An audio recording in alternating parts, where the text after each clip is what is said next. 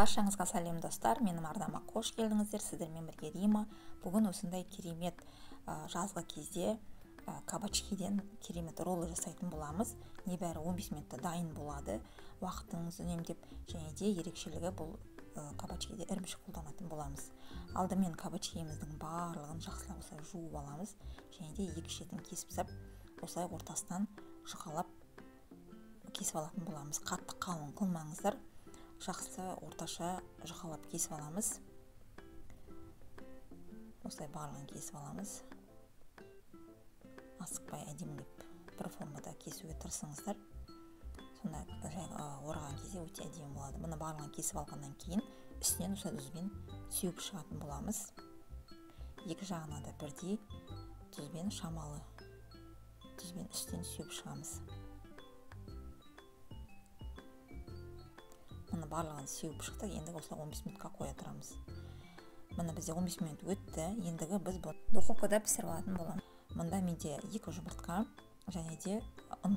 Бізге для панировки керек болады. Мұна жұмыртқамызды жақсылап араластырып аламыз. Кабачкиімізді алып, екі жағынан бірдей алдымен ұнға батыратын боламыз.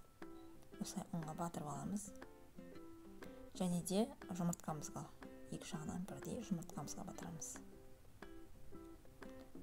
Мұны осылай формамызға салып аламыз. Міндетті түрде пергамент жайыңыздар. Пергамент болмаса біздің кабачкиіміз жабысып қалады. Осылай екі жағынан бірдей ұнымызға малып, және де жұмыртқамызға малып аламыз.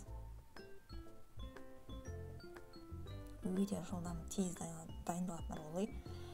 Духовкада небәрі 15 минутта пісіп шығады. Уақытымызды үнемдейді. Ешқандай қуырып жатпайсыңыз. Егерде бұл духовкада пісірген ұнамайтын болса, қуыруға да болады. Барлығы да өзіңіздің қалауыңызбен дәл осылай жасап қуырып аласыз. Мұны енді барлығын дайындап алғаннан кейін духовкада 200 градуста 15 минутта пісіріп аламыз. Мұны 15 минутта толық пісіп шықты. Екі жағынан да бірдей қызарып, әдемілеп пісіп шықты. Ешқандай шикі емес. Мұны осылай екі жағынан бірдей пісіп шығады. Барлығы дайын болды. Ендігі мұнда мен салмасына менде майонез және де сарымсақпен укропты жақсылап турап дайындап алдым. Және де бұл роллыда біз ірімшік қолданамыз. Өзіңізге ұнайтын бір жұмсақтау ірімшік қолдансаңыздар болады. Мұны осы ірімшігімізді кесіп салом қылып турап алатын боламыз.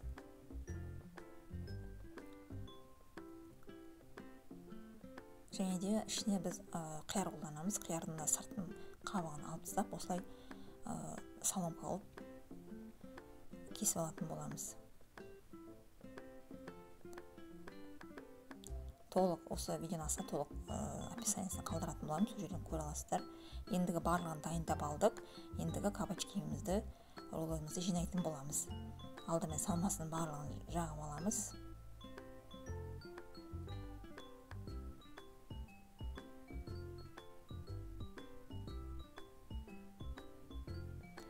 Және де осылай сырымызбен қиярымызды қойып, жақсылап қысыңқырап орап аламыз. Бана айтып өткендей, егерде ірімшік ұнамаса, қызанақ салып жасасаңыздар да болады, өте керемет болып шығады. Және де духовкаға пісірмеймін десеңіздер де майға қуырып, дәл осылай жасап, майға да қуырсаңыздар да болады. Мұны осылай барлығын орап жинап аламыз дайындап.